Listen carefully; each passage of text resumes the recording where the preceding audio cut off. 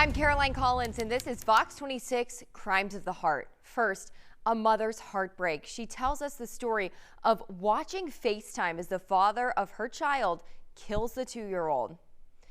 DeAndre Flanagan's bond was previously set at $1 million, but it was raised to $2 million during his following appearance in court.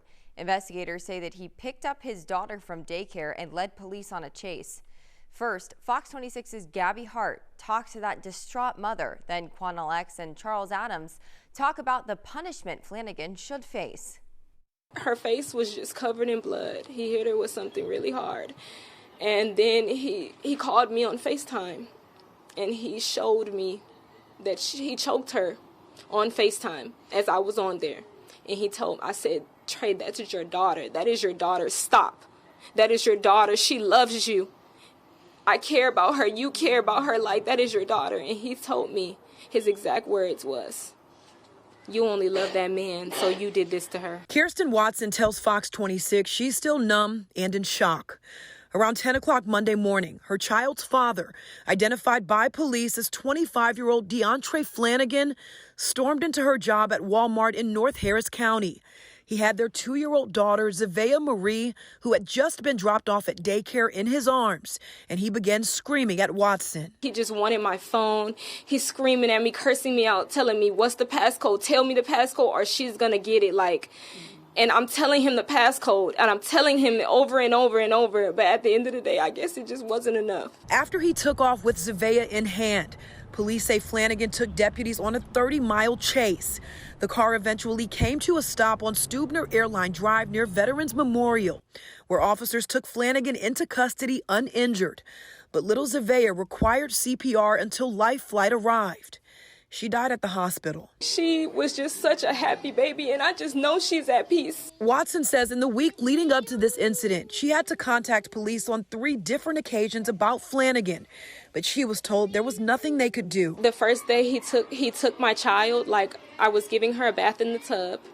He stormed in, and he took her out the tub. She wasn't even dressed, and he just took her out the house and drove away in a car. We've been going our separate ways. And I let him be, but he couldn't let me be. He couldn't let me be happy. He couldn't let me move on with my life. This family now sharing their story, hoping it helps someone else. And I wonder about how many other Zaveas is around the world right now, around the United States right now, that's having the same problem. That's in the city, that's in the state. We got to help one another. Charles, there was an awful case here in Houston this week of a young man by the name of Mr. Flanagan, who murdered his own 2-year-old daughter because he suspected the mother was having an affair with another man. And he got angry that the mother wouldn't give the passcode to her phone. So he FaceTimed the mother and choked the 2-year-old baby to death while the mother watched. And the mother cried out, that's your daughter. She loves you. But that sick, no good, dirty stud choked that baby to death on FaceTime. I say I'm sick and tired of giving men like that long trials, and we as taxpayers wasting money to put them on trial, and we waste money for deputies to take them back and forth to court. We waste money putting them in the jail and giving them 3 hot meals a day, plus health care and dental care. Baby. To all you baby killers like Mr. Franklin, if we got a video of you murdering babies like that, man, we take you and kill you the same week. Yeah, my heart is broken for her mother, Kirsten Watson. This is not an incredibly unusual result of horrifying domestic violence where a parent will harm or kill a child to seek to exact punishment on the spouse.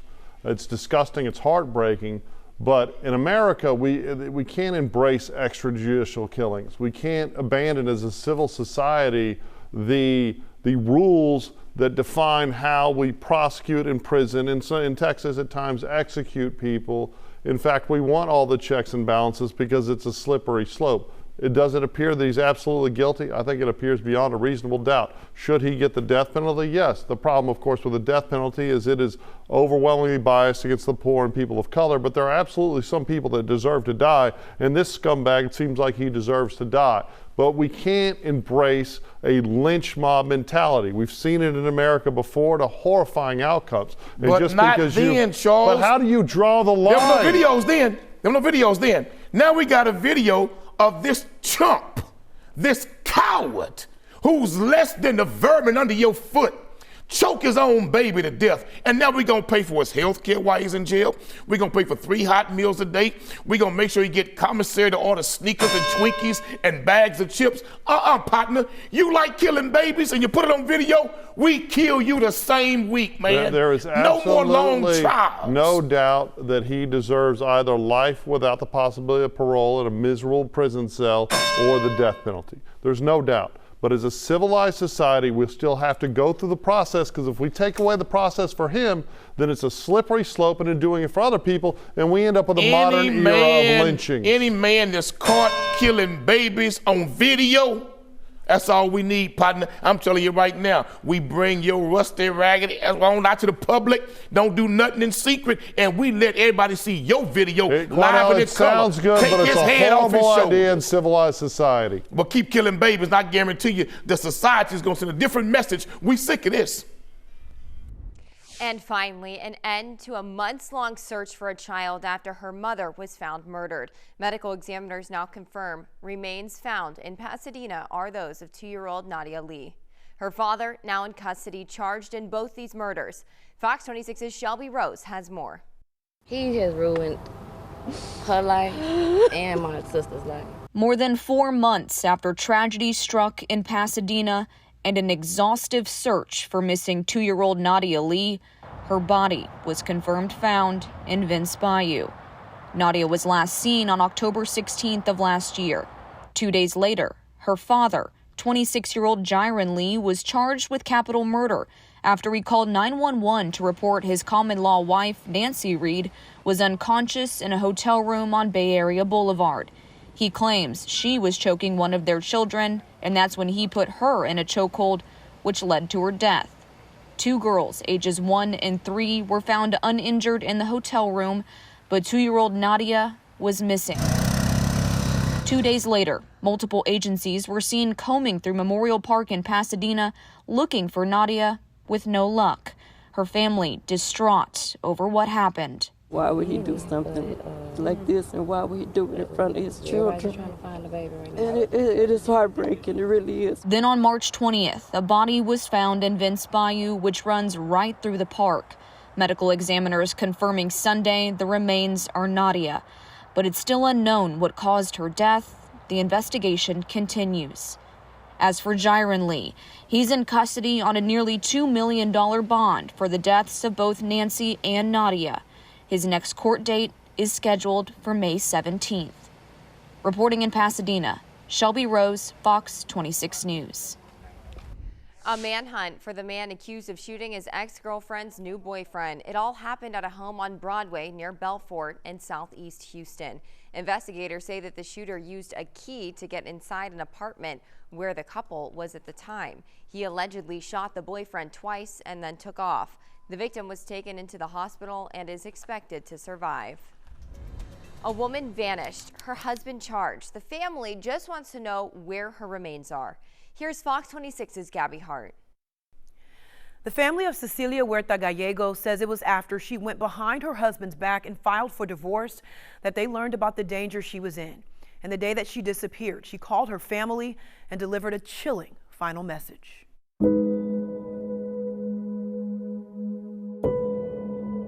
She told my older sister, Margie, that if something happened to her, it was her husband that murdered her. That phone call was made on July 7th, 2019. It was the last time anyone would ever hear from 29-year-old Cecilia Huerta Gallegos. We did reach out to my uncle. He's the one that took the police up there that next morning. And he did say that she had left with someone else, which That's what her husband said. She left with someone else. But he did have scratches all over his neck and his face. Medea Lopez, Cecilia's older sister, says that when Cecilia married her husband, she became distant from their family. The couple lived in San Antonio, while her other family members all lived in Houston. And anytime they got to see her, they say her husband had to be around. Medea recalled the last time that she saw them. She wouldn't even talk in front of him. And my brother took him to the store. He's like, let's go to the store. And I asked her, is something going on? She's like, no.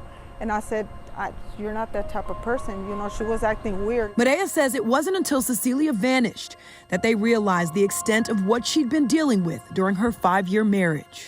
Was there a history of abuse? Yes, there was 4 police reports before everything went on. We didn't know what was going on. She would never talk about it. Homicide detectives quickly got involved following Cecilia's disappearance, and what they found on home surveillance footage was beyond alarming. So you see through her home surveillance, you can see her walking in the house, walking in her bedroom, and then he goes in the bedroom as well? Yes, he goes in the bedroom as well. This was like around 7:40 p.m. By 2 a.m., you see him shutting down the cameras, turning them back on at 3 a.m. Left at 5 a.m., returned at 8 a.m., unloading a chainsaw and shovels. Homicide did tell us that it's 100% she's deceased. Medea claims footage also shows him grabbing garbage bags and chemicals and walking in and out of the room. It's been more than 3 years, and Cecilia's body has never been recovered. In 2021, 2 years after she disappeared, detectives charged Cecilia's husband, Reyes Gallegos, with murder. Medea says a week after Cecilia vanished, she went to their home and pleaded with him for answers. All he said, he got on his knees, he started crying, and he's like, she changed a lot. Cecilia was a nurse who was working to become a doctor.